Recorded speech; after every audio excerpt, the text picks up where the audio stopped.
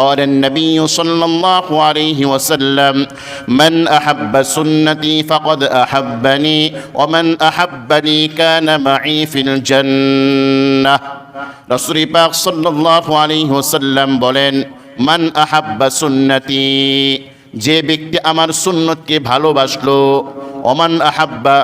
মান আহাব্বা সুন্নতি ফাকাদ আহাব্বানি, যে ব্যক্তি আমার সুন্নতকে ভালোবাসলো সে আমি আল্লাহ রাসূলকে সরাসরি ভালোবাসলো। সুবহানাল্লাহ। আর যে আমাকে ভালোবাসলো সরাসরি আমাকে আল্লাহ রাব্বুল আলামিন জান্নাতুল ফিরদাউস দান করবে, আমার সঙ্গেই ওই ব্যক্তি থাকবে। সুবহানাল্লাহ। এজন্য সুন্নতকে আমরা আঁকড়ে ধরার চেষ্টা করি।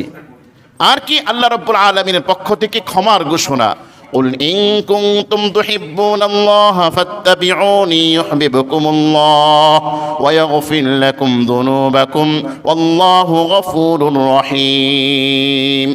যদি তোমরা হে মানব জাতি আমি আল্লাহকে ভালোবাসতে চাও তাহলে অবশ্যই তোমরা আমার রাসূলের আনুগত্যশীল হও, আনুগত্য করো। তাহলে পরে কি হবে? অবশ্যই আমি আল্লাহকে ক্ষমাশীল পাবে, আমি আল্লাহ তোমাদেরকে ক্ষমা করে দেব। সুবহানাল্লাহ। এজন্য ক্ষমা পাইতে হলে আল্লাহ রাসূলকে ভালোবাসতে হবে। আমরা যদি আমাদের এই জীবনে সবচেয়ে বেশি ভালো থাকতে চাই আল্লাহ রাসূলের সুন্নতের পাবন্দি করতে হবে। আর আমরা যদি আখিরাতে চিরস্থায়ী জান্নাত পেতে চাই, সর্বশ্রেষ্ঠ জান্নাত, এবং আল্লাহ রাসূলের সঙ্গে থাকতে চাই একই জান্নাতে, তাহলে সুন্নতের উপর প্রতিষ্ঠিত থাকতে হবে। সুন্নতের উপর আমরা আমাদের জীবনকে পরিচালনা করতে হবে।